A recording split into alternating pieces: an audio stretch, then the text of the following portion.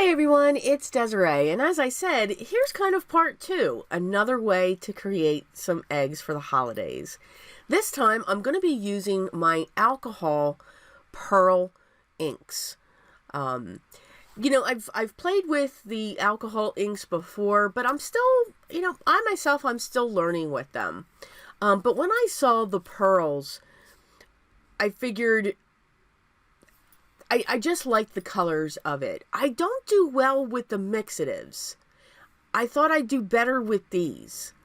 Again, everything we do in our craft, in paper crafting, which is awesome, it's always learning.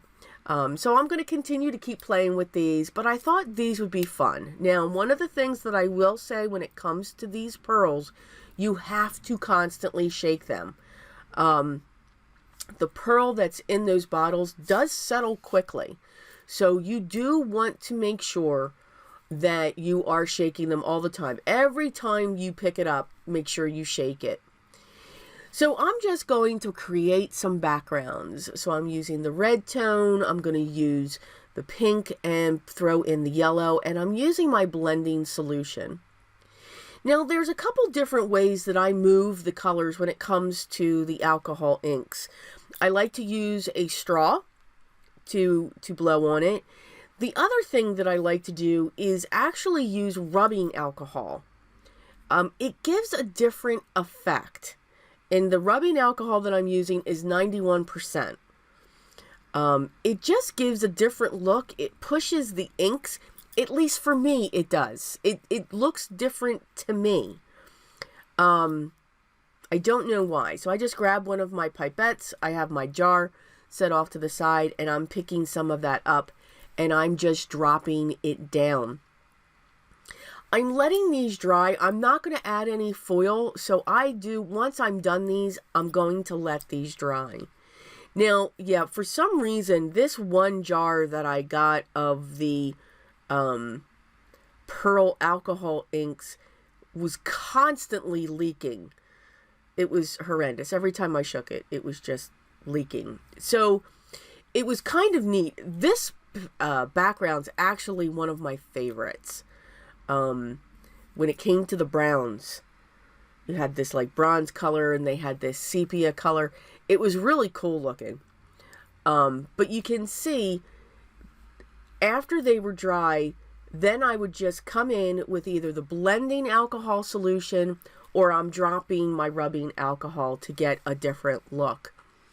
So I really did have, just a lot of fun. I made sure my area was covered because you can see I'm getting this stuff all over the place. You definitely get inky working on these, and I'm actually good with that. Now, alcohol is worse to get off than ink. Not so much photoreactive, but I did have a good time. Now, all the panels that I'm going to be using for the cards today, I didn't use all of them. So some of these did end back up in my box. I was just having way too much fun creating these backgrounds and just letting these alcohol inks do what they do. Let them separate and create whatever it is that they create. But I do like the effect when the drops just keep building on themselves. I really do like that look. So this one here and these pearls, there is a beautiful shimmer that goes with them. It's absolutely gorgeous. So for this one, I let each layer dry. So after, it doesn't look it, but this is really sped up. But you can see as I'm picking that up, I'm waiting a few minutes because I'm not putting so much, and the dots are staying. The drops are staying where they're falling. So I wanted to see if I kept on doing that. Would they mix together? Would they not look right together? Would I get mud?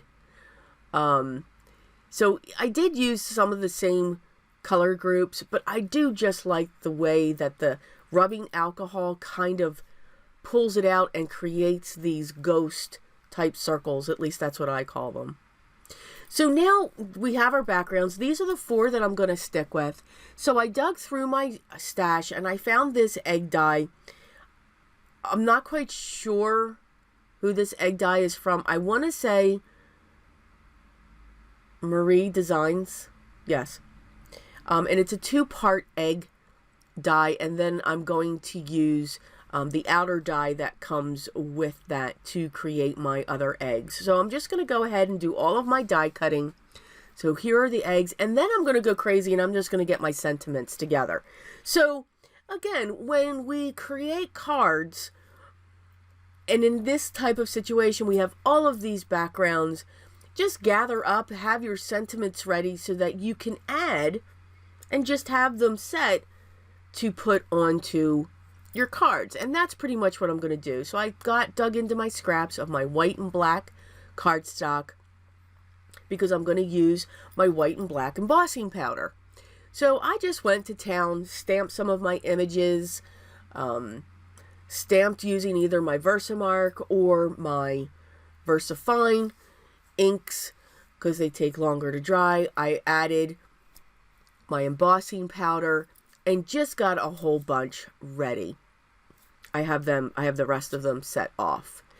So here I'm going straight onto my card base. So this would be a great masculine card, even though it's for Easter. We've got browns and blacks. We can still use the pearls for a masculine card. I mean, why not? It's kind of a little bit edgy. But I'm putting this directly onto my standard A2 size card base, which is 4 1/4 by 5 1/2, and these are top folding. And that's what I'm going to do with all of these eggs. They're just going to be set up differently for each one. So I'm going to grab some of my double-sided tape, and I'm going to set up the sentiment, Happy Easter, that's just going to go across this panel. I did choose the white background, of course, with the black sentiment. And I'm going to let the egg be just underneath it just a little bit. I'm going to trim those edges. And that is our first card. So for the next card, you can tell I really did like, I really did like that brown marble looking. So I'm going to cut into that one. So you can see I have all my bases and my panel and my eggs laid out. So I'm going to crack this egg. And I'm just going to cut on it, creating those jagged edges. And what we'll do is, now that's the first one that will look. So again, each one's going to be a little bit different.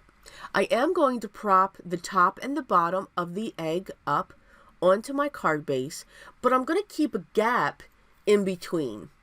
I thought it would be fun if we created the gap in between and then put our sentiment in the center of that egg.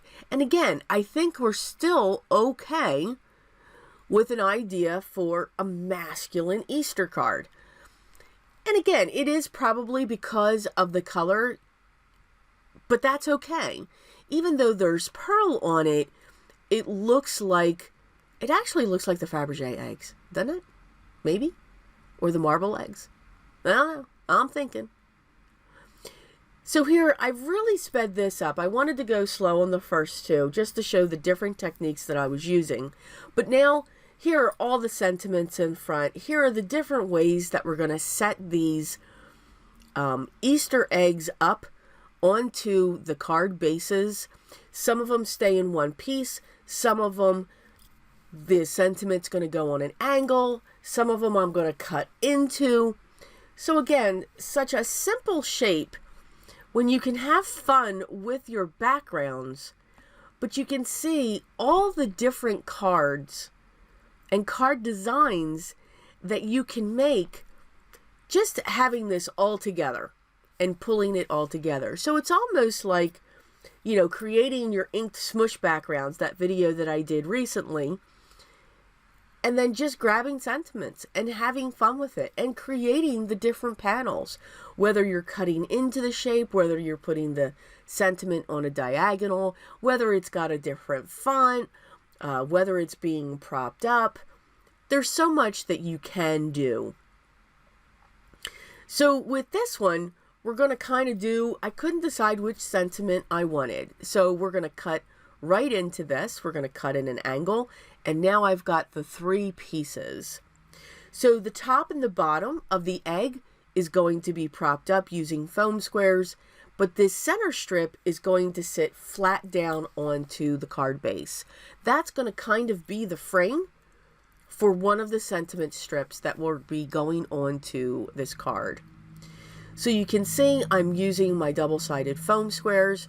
I'm going to prop these 2 pieces up and just have a little bit of a gap because I am using this bright green to hold that egg.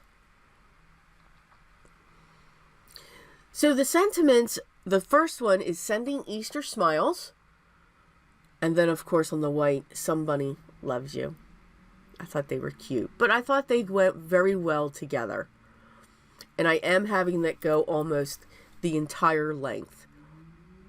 So kind of deco-ish, kind of out of the box when it comes to that. Almost a black and white feel when it comes to the sentiment, of course. So these are all the cards that we made. Using the panels, and I still have the other side of the panel, so of course I saved those as well. And as always, here are the close-ups of the cards that we made today. If you celebrate the Easter holiday, I hope you are having a wonderful holiday today with your friends and your family. And if you're not spending it with anyone, I still do hope you're enjoying your day and being creative in your room. All the supplies that I used will be linked down below, and if you have a question or comment, please leave that down below as well, and I will get back to you as soon as I can. I want to thank you so much for stopping by and spending some time with me today watching my video. If you haven't already, I would love for you to subscribe and be part of my crafty gang. Here are some few other videos that I thought maybe you would like and be interested in. I hope everyone is still having that great day. Remember, take care, but always remember what's most important. Always be creative.